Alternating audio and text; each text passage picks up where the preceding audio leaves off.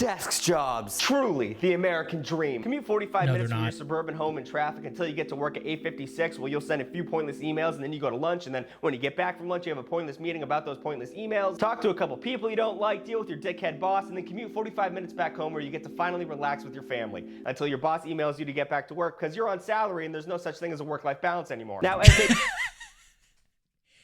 the best 22-second intro to a video I think I've ever seen.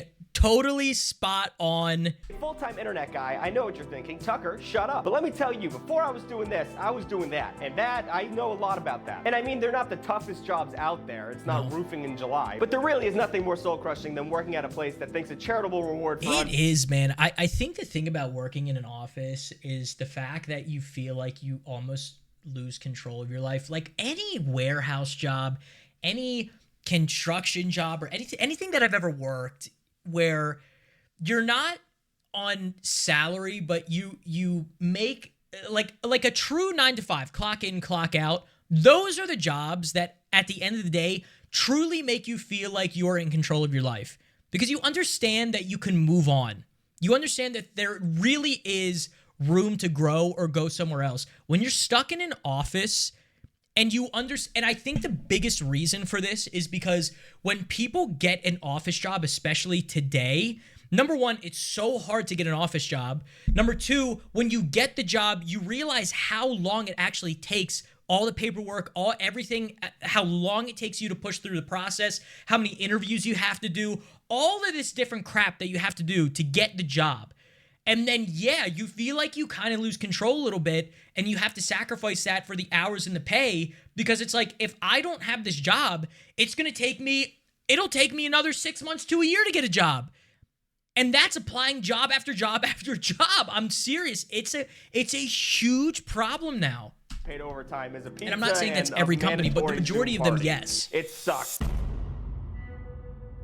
So to begin the video, I would like to go over some aspects of working in an office that made me want to dig my eyes out with a sugar spoon, which looks like this. Number one is the other people in the office, and more specifically talking to people that in any other scenario you would avoid like the plague. I mean, if there is a God, he has a cruel sense of humor, because out of the 60 or so people in your office, you're gonna kind of like 2 or 3 of them, and you're gonna have to talk to all of them. So that's a bummer. I mean, when you're early to a Zoom meeting and everyone's not there yet, and you just have to like kind of schmooze around for a little bit with other people on the Zoom call, it's so weird. Want to blow my brains out. Tom, how are the kids? Did you catch the game last night? It's the most awkward thing. This weekend? I rode dirt bikes with my friend Keegan while we were both doing cocaine for 13 hours until the cops came and we hid in a dried out reservoir. But I'm not going to tell you that because I want to keep my job, so I'll tell you I ate a scone and watched The Office. There's also this rule in offices that I like to call corporate passive aggression. You can't be a full dick. Bro, the corporate passive, I guarantee you, before he even goes into this, at least one phrase that he's going to mention is per my last email or something like please reference. I guarantee you he says something like this. You can be a half dick. You can be, you know, a subtle half chub. Like, you can't call someone a fucking Neanderthal in an email because they're being an absolute dipshit. You have to say things like per my last email or reference what I said earlier. The nail on the head, bro. The nail on the head. Oh my God. This is why it's so important for people to understand office culture is so fucking shitty, bro. It's so I can, for the life of me, no matter how hard I tried to fit in, you just know people don't fuck with you in the office because you're just not built for, no matter how hard I tried, I could not bring myself to the level of these fucking individuals, bro. It was so annoying. I'm so passionate about this too. Like, and look, I understand. There's people that work in an office, and that's fine. I'm not knocking that at all. Like, we need people like that. Absolutely. But the true fucking dickheads that that work in an office, that treat you differently because, like, you're not proper enough, or God forbid you show any emotion in an office, or try to create discourse with somebody because they're a fucking moron. You know what I mean? Like, it just drove me nuts. It literally sucks the soul out of you. It's so bad. And especially today, it sucks.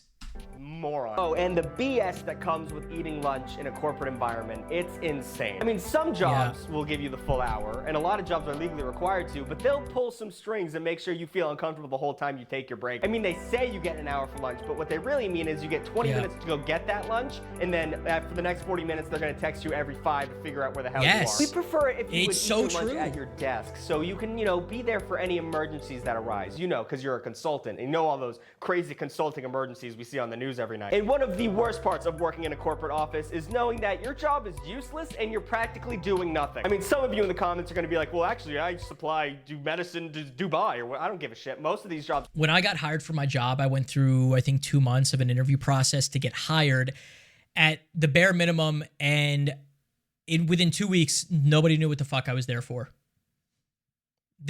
I got hired for a job that it was kind of clear what I was supposed to do, and then my whole job flipped, and I totally lost interest. I didn't know what the fuck I was doing. Like, it was just a mess. It was a total mess.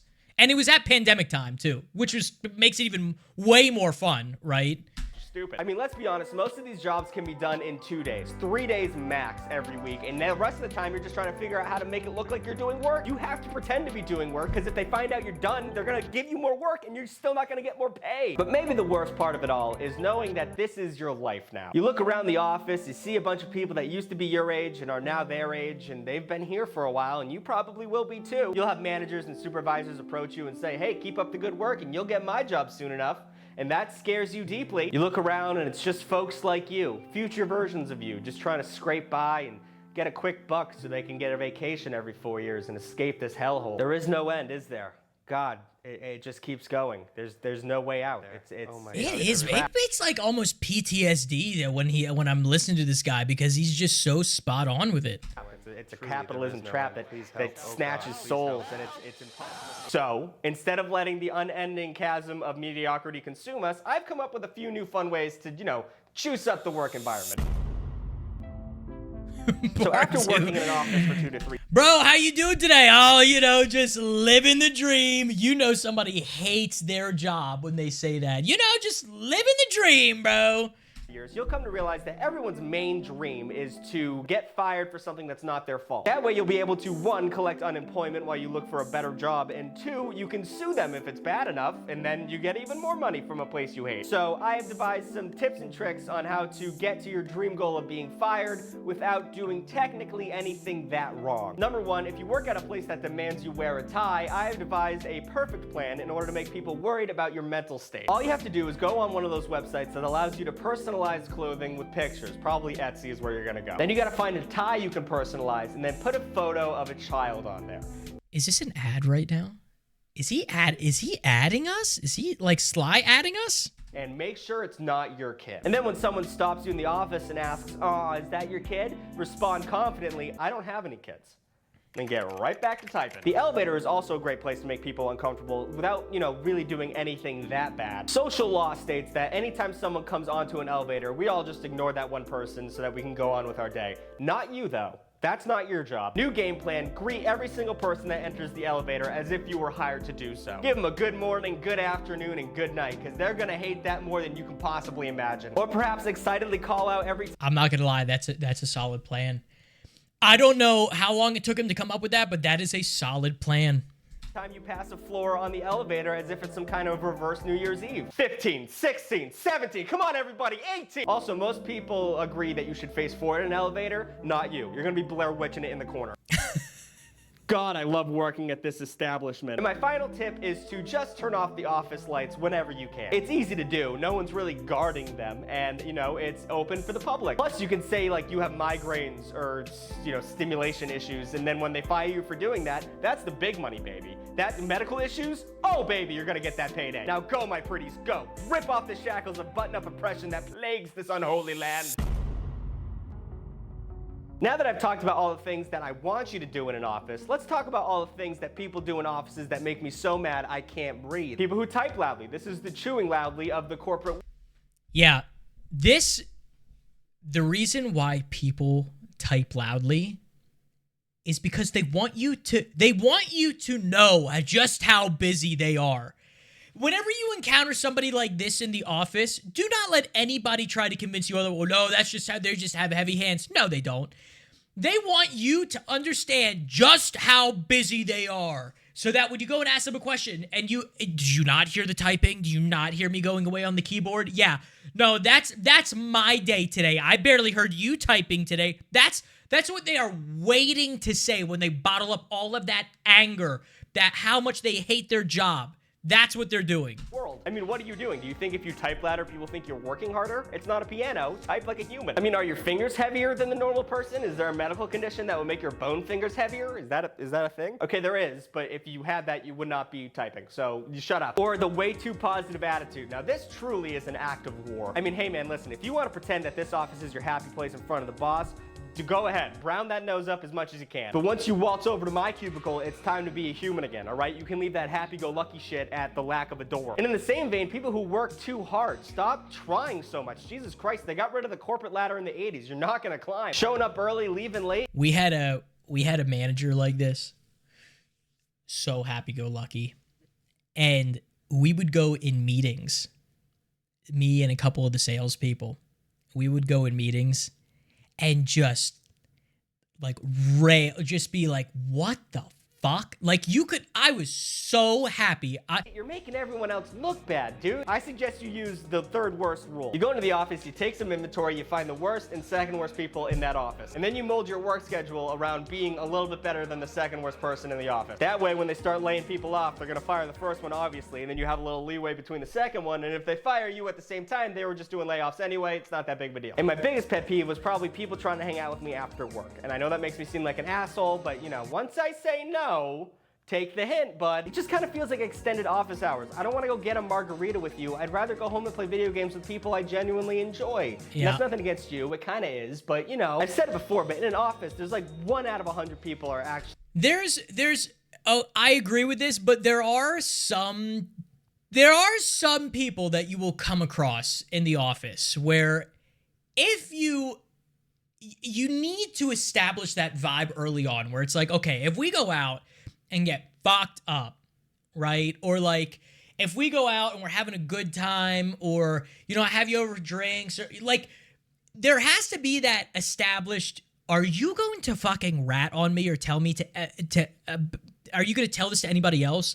That has to be established very early on, because I have met people in office life before that I've genuinely hung out with their families, and nothing enters that office after the weekend. You know what I mean? Like, we could go out, get totally fucked up at a bar or something, go into the office. Nobody else in the office would know. Nobody, like, it's just, you do develop a really great friendship. It's very far few in between, but again, that needs to be established very early on. Really cool. Shout out Trent, shout out Brandell. Besides that, you know, another aspect of corporate life that I noticed that a lot of people just kind of gloss over is the fact that nowadays everyone has a fantastic job title. For some reason, over the past 10 years, these corporations have made entry-level jobs sound like you're the top dog at the company. I think it all started with Subway calling their sandwich people sandwich artists. I think that's where it began. So I have gone on LinkedIn and found a bunch of job titles that are insane and 100% fluff. Let's get the big one out of the way, which is account executive, which you or someone you know Sales. is definitely an account executive. A big name for the least talented group of people in the entire workforce, I would say. I personally was an account executive 2 times in my career, and it doesn't mean dick. It's an entry-level position, which is just a glorified salesman at the end of the day. Brand evangelist, which I thought was, you know, I've never heard that has this. to do with this kind of person, but really it's just a marketing assistant. They have that title, and it's someone who's getting someone coffee. Yep. Is that not? That's what I was. Chief heart officer. You're the who marketing obviously works bitch. in a hospital and saves lives. Just kidding. It's just an HR person. It's just another term for an HR person. I mean, that went from being awesome to corny in like 2 seconds. Security princess. I mean, I'm losing patience. So why do we let all the corporate people have all the fun and making them seem way more important than they actually are? I have found some less than desirable jobs that people usually make fun of, and I've given them way better titles. That way you can throw them on a resume and, you know, make people impressed, because that's what these assholes are doing. Are you a lowly paperboy just trying to make 25 cents before school starts in the morning? Incorrect. You are now a media distribution officer. So enjoy that new job at Netflix. Are you a janitor at a high school that all the kids make fun of and you kind of want to go postal, but you shouldn't do that because now your new job title is internal custodian manager, which Google needs one of those. Are you a stay-at-home parent? How are you going to explain that gap on your resume? Offices don't want to hear that you have a child. They won't hire you for that. Well, now you are the head of domestic relations. So you probably could work for the government with that schwanky title. Uber driver, you are now a customer destination executive. Landscaper, external growth director. Dog groomer, you are now creative lead of canine maintenance. It's all made up. It's all made up. You can do whatever you want. It really you can lie is. on your resume.